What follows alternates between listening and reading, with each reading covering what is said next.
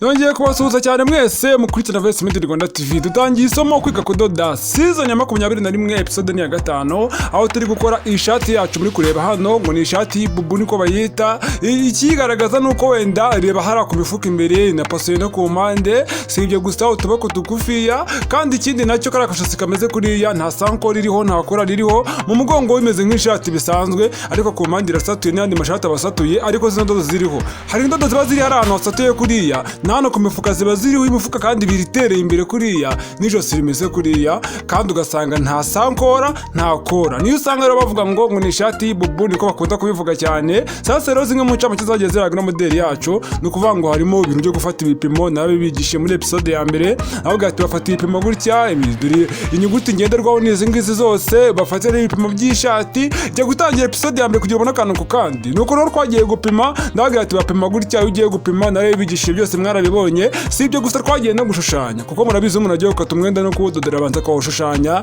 Ndababwira ati bakora gutya hanga urabona hari ku ijosi ibyo byose mwarabibonye muri episode ya mbere. Hanga tukababwira ati bagira gutya ibitugu bakagira gutya bakamanuka bakagira gutya murongo ibyo byose mwarabibonye. Ndavuga ati bakata gutya ni kuriya ibyo byose twarabibonye muri episode ya mbere. Nkubwira ati si ibyo gusa twageze no ku maboko dore na amaboko. Ndavuga ati bayakata gutya. Rero tugera mu kudoda ibi ngibi nabyo twarabikoze turimo turadubura hanga twari turi kudubura sinzi aho twari tugeze hano ariko icyo nzi cyo ni incamake ariko zo kudoda. Ni ukuvuga ngo naho hari ku maboko naho muzabibona, hano naho tujya gusifira nabyo muzabibona. Ibyo mutarabona byose mugomba kubibona no kuvuga ati icyo usabwa ni kimwe kurya neza akantu ko kandi. Ishati yacu tuzayikora tuyuzuze buri kantu kose nta gutaruka kuzigera kubamo. Rero niyo mpamvu nkubwira ngo ureba nkangaha twari tugeze ku mifuka naho muzayibona. Kandi ikindi mwabonye ukuntu amabara twagiye tuyatenga neza, amabara akajyana ahantu hose neza ku buryo ishati yacu yaje rwose isa neza. Reba nk'ahantu umufuka twawutereye ntiwamenya ko wagera kubera ko amabara arajyana hejuru no hasi nk'uko nyine agiye atandukanye. Sasa rero ishati yacu urabona ko iruzuye imeze neza, uyambaye nawe yayishimiye ibintu bimeze neza. Nkubwira ati reba rwose ni sawa nta kintu wayishinja. Sasa rero kora subscribe hanyuma dukomeze.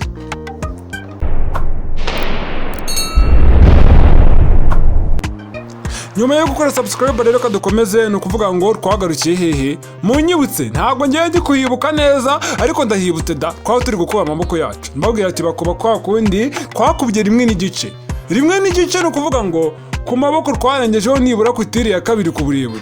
Ni ukuvuga ngo rimwe n'igice ijya hasi hano ho gukuba noneho ikindi gice tuzagikoresha mu rutugu turi gucomeka akaboko kacu ku ishati. Urumva ko byose mba nabibariye. Ni ukuvuga ati gukuba nta kundi ni ibisanzwe ni uguhindura nyine hariya kuri rimwe n'igice cyane cyane ko haba hari n'iconso ukuntu hariya urebeye hariya ku ruhande ahantu twagiye dukata nireba hariya nibura ugashyiramo rimwe n'igice niyo twahiniyeho, sibyo wabona ko irimo nta kibazo ugahita ukuba bisanzwe nta bindi ni uguhita ukuba bisanzwe. Ni ukuvuga ngo ino shati rero hari ukuntu ajya bavanga amashati ngo ya kinyeshuri ngo bayakora gute ngo se ubundi nayo ndashaka ko tuzakora ishati ya kinyeshuri ariko ibyinshi bigenda bihura. Haya maboko rwose aba ari amwe n'ara ya kinyeshuri ariko utayanga ngo wenda ngo amaboko ya kinyeshuri ngo ntabwo nayakunda. Hoya byose ni amaboko magufi yabana yakuba gutya cyakora ushaka kubona harimo amadizayini atandukanye. Niyo ishati ya kinyeshuri hari amabara igira ibifite nk'ibara rimwe gusa, sibyo ntabwo abe nk'igitege nk'iki ngo hano hari ikirabyo byonyine n'aya mabara yacu wagira ngo ni amadizayini ngo reba ari amabara neza ntabwo wavanga ngo ni ishati isanzwe udafite modeli nk'umuntu utazi ibintu by'ubudozi bigiye kure cyangwa umuntu utazi ibintu by'ibitambaro kubitandukanya ngo iki gitege gifite amabara cyangwa nawe gifite akareba ino shati yavuga ati ngo ngo mbega uriya muntu wadizayininze neza ngo se buranga ni profile ni borodero ni kroneri ni iki agatangira gutekereza gutyo. Urumva ko n'amabara bateza mu buryo bwa design ku buryo umuntu utabisobanukiwe yabona ari design rwose imeze neza. N'ubundi niyo imeze neza ariko nyine urabona ko ari n'ibara ry'igitenge ntabwo ari iyo profile cyangwa kroneri cyangwa icyo tuba twasizeho ahubwo ni amabara yo mu gitenge nuko tuba dufite uburyo tuba twarwayemo kugira ngo agende neza kugira ngo ishati yacu irusheho gusa neza. Sasa rero ngaho turimo turakuba abantu mutazi gukuba uba ugomba kugenda waringanije urudodo kuriya neza ku murongo kandi ubundi umuntu uba ugomba kubyitoreza kukuba ibitenge. Urudodo ugiye urugoreka byagaragara bishobora no kugaragara binasa nabi. Sasa rero ugomba kurugorora neza. Nimero ya WhatsApp groupe ngiyo uwo utarajya muri groupe nyandikira umbwire ngo ushyire muri groupe kandi abantu benshi mutari kujya muri groupe mugerageze muyigemo ko groupe iberamo ibintu byinshi. Ubu ndimo gutegura iyindi projet ihambaye cyane yo kubasorera amavideo menshi amamodeli menshi muri uyu mwaka. nzabakorera ibintu mutigeze mubona mu myaka yagiye ishira yose. Ni ukuvuga ngo hano urabona ko maze gukuba amaboko yacu uko ari abiri. Maze kuyakuba, igisigaye rero ngiye gukora iki? Nyuma yo kuyakuba nakabaye njya kuyacomeka ku ishati, ariko ntabwo nahita nihutira kujya gucomeka ku ishati, sibyo? Ahubwo none uracomeka amaboko ku ishati itaringanije, ubu tugiye kuringaniza. Ndaje mbibira akabaga ku bijyanye no kuringaniza. Uwo utarajya muri groupe nizere ko wanyandikiye, iyo nimero imara ngo umunota umwe wose, umunota wose niwo ushira kugira ngo iyo nimero ibe yava mwaho ngaho. Urumva ko rero umunota ntago umunota ari mutoya, ni igihe kinini. Hano rero tugiye kuringaniza ishati yacu. Ni ukuvuga ngo kuyiringaniza muri ihangana. Hano video yabaye nk'itorutseho gatoya, ntabwo nari nayipanze. Nari nzi ko iri gufata amashusho, sinzi ukuntu byagenze nyine bincaho, ariko ngiye kongera mbereka ibyabaye byari byo. Ni ukuvuga ngo ishati yacu nayitenze kuriya nyine ndayirambura neza pe, ariko icyitonderwa hasi uba ugomba kuyireshyeshya. Yitenga neza kuriya, ariko hasi uba ugomba kuhareshyeshya. Uyivuga ngo hano kumaha ngo araba hameze gutya, kumaha harasumbana nibyo, kuko umuntu aba ari buringaniza akayareshyeshya, ariko itondere hahandi hasi. Hamwe bavuze ngo warengejemo gatatu, iyo ugiye kuzinga ishati kuri ugiye kuyiringaniza urahareshyeshya hose. Rero nyuma yo kubikora biriya wakwibaza ati se noneho ngiye kuringaniriza kuki? Mbere na mbere ngiye kugendera ku gipimo cy'ibitugu. Ibitugu urabona ko bingana na 18 n'igice. 18 n'igice. Wayibonye? Bya bintu twagabanyije kabiri tubona ko bingana 9.25. Ibyo byose mwagiye mubibona mu ikata. None zatanafata 9.25 ntaranyaho kutire mbona ko bingana 9.75. Ibyo byose mwagiye mubibona, ntago ari byo ngiye gukoresha, ahubwo hano ndimo ndakwereka ibyo ari byo. Sasa no kuvuga ngo hano mu kuringaniza naho ngiye kugira akantu gato mpinduramo. Ubushize twararinganije turenzaho kutire wenda nk'igice, mwarabibonye. Uyu munsi rero ndaje nkwereke. Ni kuvuga ngo igipimo cy'ibitugu ngiki 18 n'igice. Wayibonye? Dore ngiyi 18 n'igice. Noneho rero ikintu ngiye gukora, ngiye guteranyaho kutire ubundi ko yaga duteranyaho igice, niko natangiye mbigisha nyine, ariko uyu munsi ngiye guteranyaho rimwe. Ndaje mbasobanurira rimwe hano dikuye. Ushaka washyiraho igice cyangwa rimwe, ariko nyine rimwe numvishe byaba byiza kurushaho. Noneho birahita bingana 19 n'igice. Ese ni ukubera iki nabanje kubabwira tushobora kurezaho igice, uyu munsi nkaba nugiye nkarenzaho rimwe? Ni ukubera ko mba nteganya ko igice kimwe kijya ku rutugu rumwe n'ikindi ku rundi rutugu. Noneho igice gusa nibyo twamenyeriye abantu biga kudoda, ariko ubundi iyo ni imibare mba nabaze nkavuga ati ko byamera kose hano haragenda igice no hirya igice, niyo mpamvu mba nabikoze kuriya. Noneho ngiye gupima 19 n'igice nturutse hano, nturutse metero ku rutugu rumwe. Abantu mutaze gupima igipimo cy'ibitugu ku ishati gutya mugiye kuringaniza, imetero igomba guca hejuru ku ishati neza aragana ku musozo. Noneho 19 n'igice ngiye kureba ahantu igarukira he. Dore hano niho hari 18 igipimo cy'ibitugu cyari kangahe harya buriya 18.75 niho cyari kiri. Noneho rero nteranyijeho rimwe bihita bingana 19 n'igice, ari 18 n'igice. Wabibonye? Ni ukuvuga ngo nteranyijeho kutiriya rimwe. Noneho iriya rimwe nteranyijeho hariya, ni ukubara imibare irenga inyuma ya rimwe. Imibare irenga inyuma ya rimwe noneho ngahita nyigabanya kabiri, kuko tubonye ko bingana nimba ari rimwe n'igice mbonye, kuko uko byamera kose hano urabona ko nkuyeho 75 n'irya naho ndakuraho 75. Ni ukuvuga ngo ya mibare irenga inyuma ubaze iri inyuma ya 19 n'igice yigabanye kabiri. Ni ukuvuga ngo nimba ari rimwe n'igice, noneho uruhande rumwe ndakuraho 75, dore ngiyi ya 75, n'urundi ruhande 75, kugira ngo hose nkureho ibingana. Ibyo bintu birumvikana? Byari binciyeho rero, kuko nari ndimo mbasobanurira ibindi bituma bihita binca, ariko murabyihangana nyine ndayibasobanuriye. Umuntu uri kureba video atumva Ikinyarwanda we yahise abibona, ariko nawe uhise ubibona uri kubyumva byose, ariko bitewe n'ibyo nari ndi kuvuga nabwo bishobora kugucanga. Gusa nyine ubyihanganire. Noneho rero nyuma yo kumenya aho ibitugu byacu bigomba kuza kugarukira, hariho n'aya makutire. Noneho twataye igipimo cy'amaha. Hano ku maha naho rero ngiye kuzanamo utundi tuntu dushyashya nkatungaye. Ubushize naravuze ngo kugira ubona amaha ngo ufata cyo gipimo kagabanya iki. Ni ukuvuga ngo rero icyitonderwa hano, kambaze manuka amaha y'igipimo runaka mbaze mbibereke, sibyo? Nyuma yo kubibereka ndaje mbasobanurire. Mujye mumenya ibintu uko bigiye bitandukanye. Ntabwo igihe cyose ibintu bikorwa mu buryo hari uburyo bwo kwiga, hari n'uburyo bwo kumenyera. kumenyera rero hari ibintu bishyashya ubutazi ugenda umenya. Ni ukuvuga ngo aya maha ndamanuka nturutse hariya ku rutugu neza aho ibitugu byacu byagarukiye, nibura ngiye kumanuka amaha ndetse nakabaye manuka 10, ariko 10 rishobora kuza kumbanda rinini, cyangwa manuka 9, kugira ngo ataza kumbana manini nshobora kumanuka hagati y'9 n'10, hafi aho ngaho.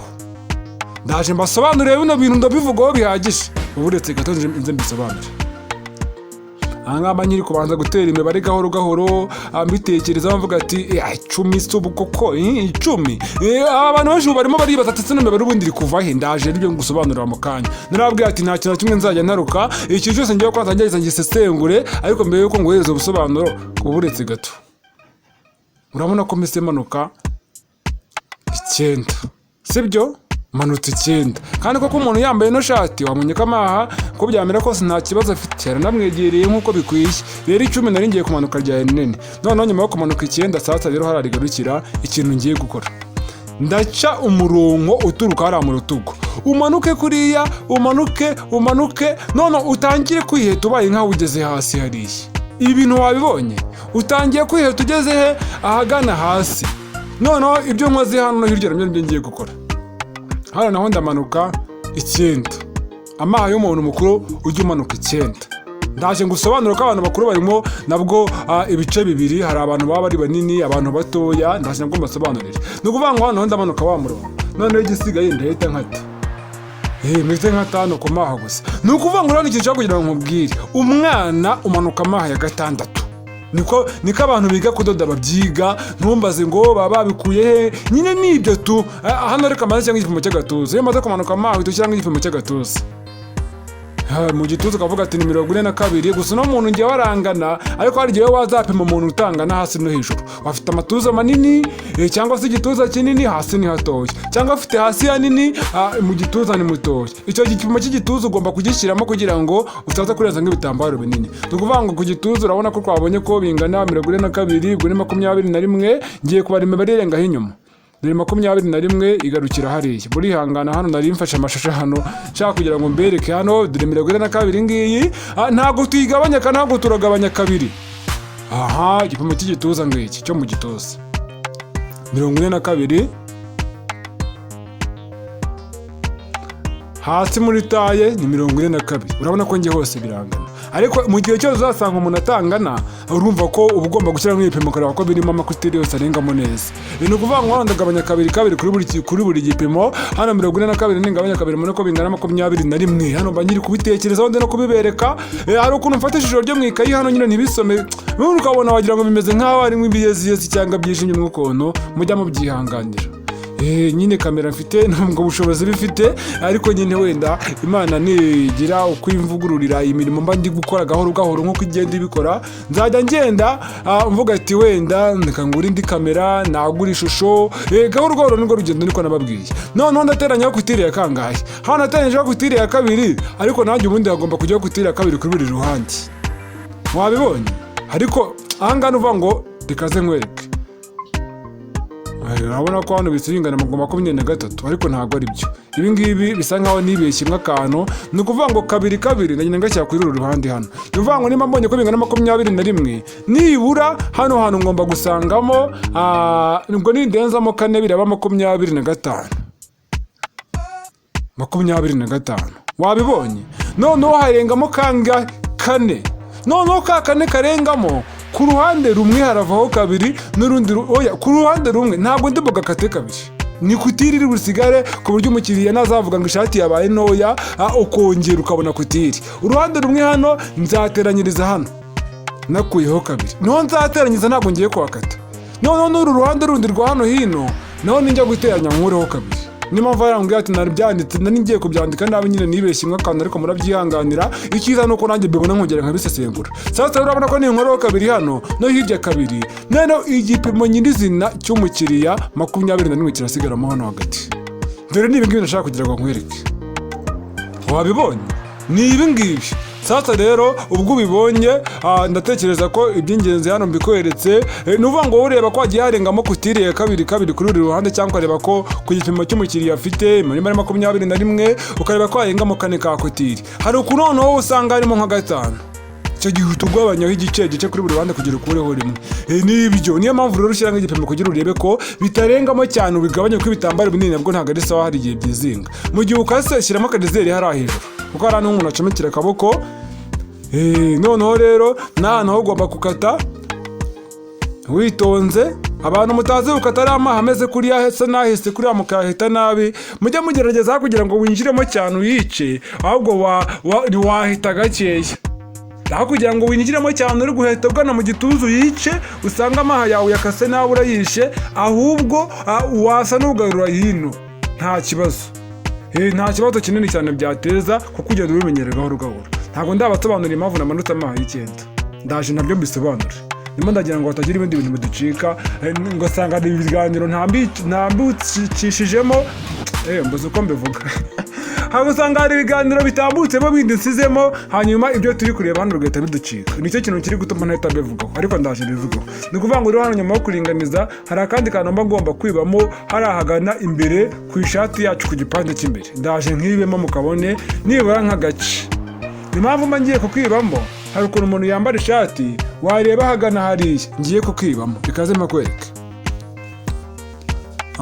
Reka nkakwereke hano, urabona ko ni nk'agace hari ahagana ku maha hagana hariya neza. Ni ukuvuga ngo hari ukuntu umuntu yambara ishati atagakuyemo, ukabona hano hantu hameze nk'aho ari mu icyuka. Muzitegereze neza ku mashati, hari aho utazabibona bitewe n'uwo yadoze, ariko ku mashati menshi iki cyuka kiba kirimo.